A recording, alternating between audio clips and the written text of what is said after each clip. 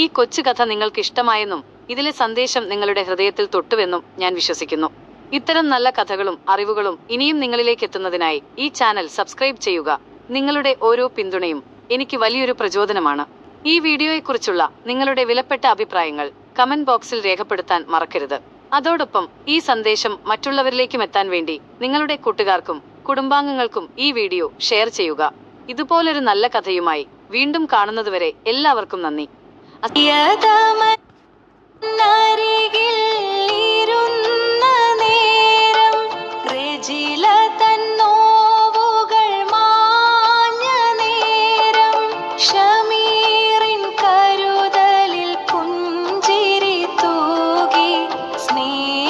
തൻ തണലിൽ ഒന്നായി മാറി